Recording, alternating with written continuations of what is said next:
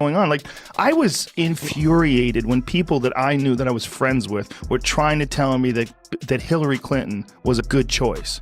And that's the same choice. I'm like, look, I don't know if she's murdered people, but I know that I worry that she's murdered people. That's a real, I really wonder. Like, this Seth Rich. I know. First of all, just leave. You don't even need to go there. You know, there's so many other things. There's so many other things that we know for a fact. The Clinton Foundation, for instance. Dead. In Washington, D.C., the giant grocery chain has announced a ban on large bags. Great. Now where will I shop? Complains one large bag.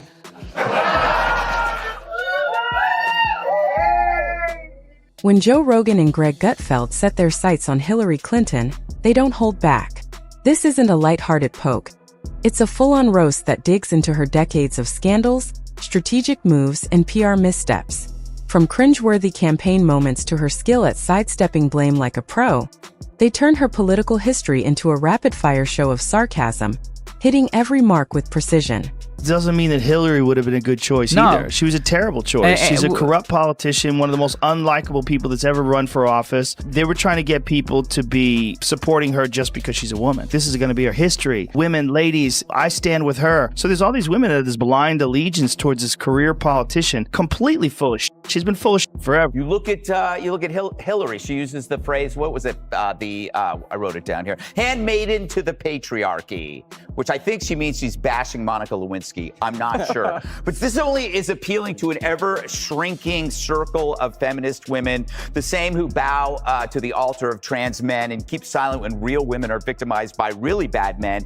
But again, it's another assigned opinion that's lazily presented, men against women. Whether it's race or gender, as long as you pit one group against the other, they won't look up at you. And this is how the Democrat Party survives, is they want everybody to fight each other. Hillary Clinton has been avoiding political accountability for so long. Joe Rogan joked it's like she's been dodging it longer than most people have been dodging student loans. He went straight for the double standard, how her political mistakes somehow get spun as valuable experience. Rogan compared it to someone burning down a kitchen and then getting hired as a fire safety instructor. He described her career as a reel of strategic failures dressed up in self-righteous speeches, and likened her post-scandal comebacks to a video game character respawning. Only she always has the cheat codes. You're guilty of massive amounts of misinformation and disinformation as a part of a propaganda campaign. Attorney General Pam Bondi has directed federal prosecutors to launch a grand jury investigation into members of the Obama administration over the 2016 Russia investigation. A lot of them are guilty of it. Yeah, a lot of the people that are in that White House press conference, a lot of the organizations they work for, distributed absolute lies. Total lies. Tulsi Gabbard declassified documents that she says shows Obama administration officials manufactured intelligence to make it look like Russia interfered in the 2016 election. How many of them during the whole Russiagate thing? How many people think that the Russia thing was real? Yeah, Still. I mean, the whole Steele dossier where it was like completely concocted. Funded by the Clinton campaign. Greg Gutfeld came in with sharp, precise jabs that felt more like a political autopsy than stand-up. He didn't have to dig through obscure history. Her decades in politics are loaded with public missteps. He zeroed in on the irony of a lifelong political insider convincing people she's an outsider fighting the system. Gutfeld also took aim at her debate appearances, mocking the overprepared smugness of someone who seemed to believe every poll in her favor was the absolute truth. And, they're going to try to ignore him for as long as they can because they're deathly afraid of him. And they're going to do to him what they did to me in the Democratic primary of 2020, which is pretend you don't exist. And then if people start noticing you, then they will try to smear and cancel and destroy him at all costs. I remember what Hillary did to you. Exactly. Yeah, and she's still standing. Baseless smears that repeated over and over and over again by the propaganda media until people actually start to believe it, and it starts causing some real damage. But on the bright side, Hillary didn't kill you. No lies detected. Fact check true. You're an enemy of Hillary Clinton and you're still alive. That's a huge personal W. Rogan circled back by hitting her on the glaring hypocrisy in her public persona. The Hillary who smiles into the camera, preaching about empathy and fairness, always seemed to vanish the second the cameras were off, replaced by a calculating political machine with more moving parts than a NASA shuttle. He brought up how she constantly calls for transparency, while keeping her own email servers locked up tighter than Fort Knox. It's not even the secrecy that's baffling. It's her complete inability to understand why people find it suspicious. Rogan's delivery made it sound like she was auditioning for a spy movie, but got stuck in the role of the villain. This one is wild. This is Hillary Clinton in like 2008.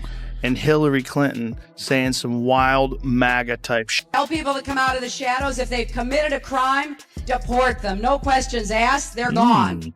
If they...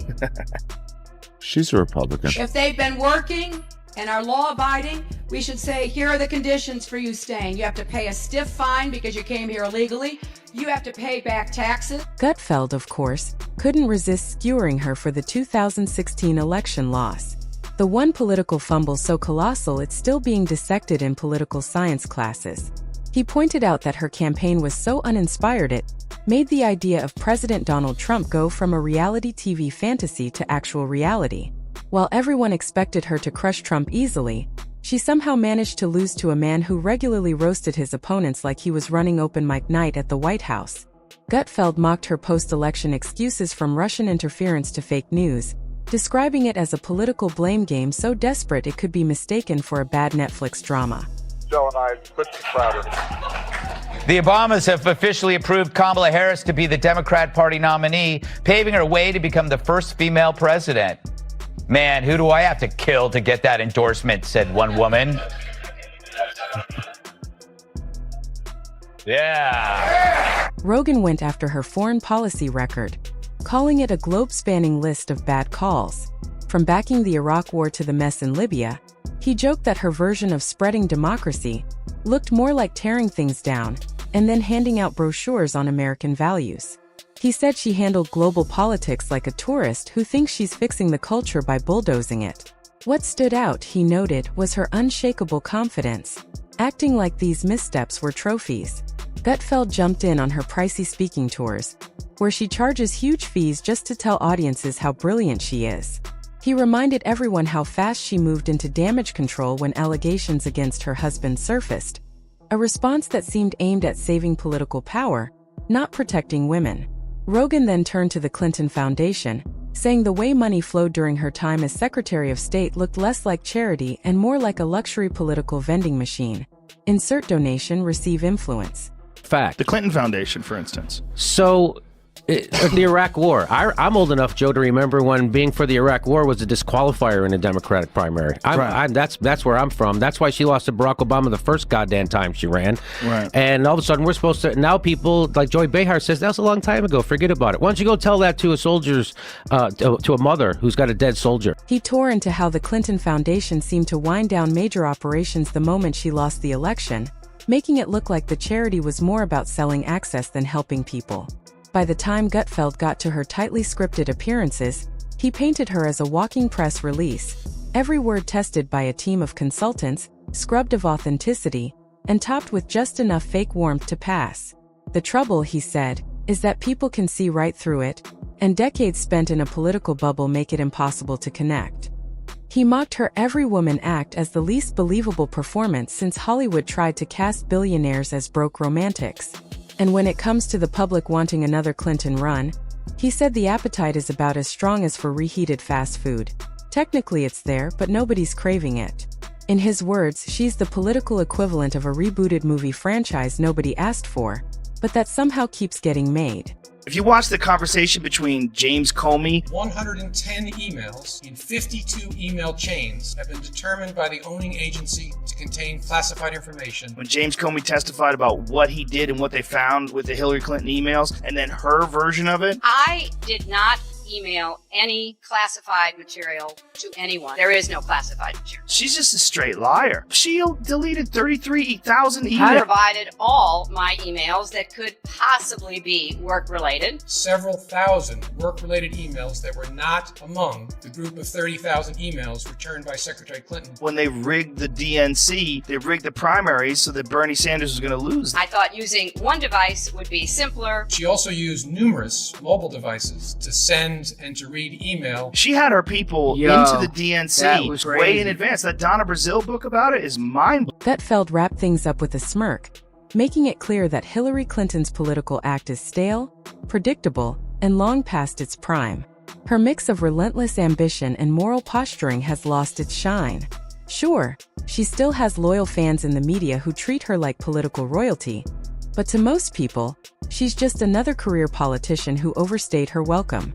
If Rogan was a flamethrower earlier, here he's turning the heat all the way up, roasting her with blunt precision that would make any political handler sweat. He doesn't just point out that she somehow came off less likable than a billionaire reality TV star in 2016. He goes after the decades-long political theater she's been staging, right down to the overly rehearsed smiles that look like they were read off a cue card in a hostage video. Rogan takes aim at her infamous, "I'm just like you" moments, calling them clumsy props in a bad magic act. Like pulling a rabbit out of a hat only for the rabbit to immediately file for workers' comp.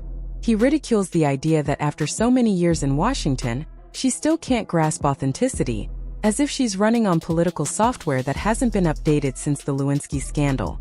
As you pit one group against the other, they won't look up at you. And this is how the Democrat Party survives, is they want everybody to fight each other over their specific group rather than fight over an idea, because once you look at the ideas, you leave the party. Right. And if you are in a group that they think should vote for Democrats and you stray away, Sandra, then you get this kind of treatment. I mean, does Hillary Clinton want to comment on Susie Wiles, who was the first female chief of staff? Amen. The very pro-mother administration that the Trump administration has put into place, that President Trump has hired all these young women to work for him who are doing a great job. Then, with the precision of a heavyweight going for the knockout, Rogan shifts to Hillary's post-election phase. Instead of stepping away with grace, she spent years rattling off an endless list of excuses for her loss, so long it could pass for a CVS receipt. Russians, Facebook memes, bad weather, nothing was off the list.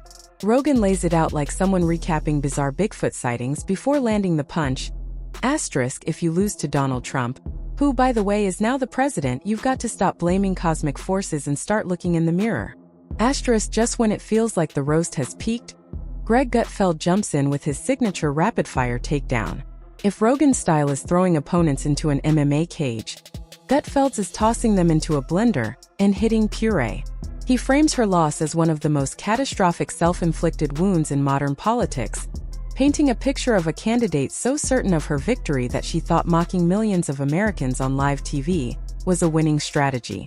It's like a chef insulting the customers before serving them undercooked chicken. Well, it was confusing to me that you were saying, hey, if you want to vote for a real progressive, what about Jill Stein? Yeah, if you vote for a party, here's a program you actually agree with, the Green New Deal. Right. So, and we but don't... everybody's like, no, you're throwing away your vote. Like, how are you throwing away your vote? So we all know for a fact, because of the WikiLeaks emails, that Hillary Clinton had a thing called the Pied Piper strategy, which was she told her minions in the press, please prop up Donald Trump. Prop him up. Why did she want Donald Trump to be propped up? Because she wanted to run against Donald Trump, because she knew that she was so repulsive to most of the country. She needed someone who was more repulsive than her.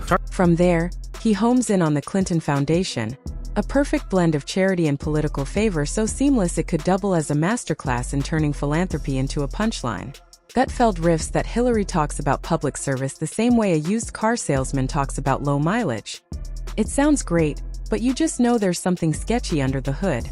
Then he tears into her political timing, shredding it like a cheap piñata. Whether it's her clumsy attempts to reinvent herself every few years or her uncanny knack for being on the wrong side of cultural moments until it's safe to switch sides, he paints her as the human equivalent of Windows Vista. Constantly updating, never actually improving. Rogan and Gutfeld might have different comedic weapons, but together they're an unrelenting force. Rogan smashes through the absurdity of her public persona until there's nothing left but dust, and Gutfeld leans hard into her ongoing flirtation with another presidential run. He calls it the political equivalent of a horror movie sequel nobody asked for. America collectively screaming, asterisk, don't go in there, asterisk, while Hillary, armed with a ghostwritten memoir and a fresh team of consultants, tries to pry open the door marked star 2028 star. Yeah, she really did say that. Yeah, she really did say that after she just got done Gaddafi and then laughed about it. We came, we saw, he died. We came, we saw, he died. The fact that any human being would ever do that. By the way he died, that's some dark. Meanwhile, Rogan swings back to her foreign policy record, noting that for someone obsessed with stability, she's left a trail of chaos in every zip code she touched. From Libya to her infamous reset button stunt with Russia, which felt less like diplomacy and more like a bad prop gag from a school talent show, he dismantles the absurdity of spinning those moments as victories. By this stage, it's not just a roast. It's a controlled burn with decades of political baggage serving as fuel. Gutfeld closes by pointing out that despite all her speeches about progress and equality, Hillary's career rests on the same establishment scaffolding she pretends to fight against. He brands her the ultimate insider posing as an outsider, like a Starbucks barista trying to sell customers on the idea they're sipping coffee from a hole-in-the-wall indie cafe. The laughs hit hard, the burns land fast, and the audience walks away seeing Hillary's political legacy not as the grand monument she envisions, but as a leaning tower patched together with talking points, nostalgia, and sheer stubbornness.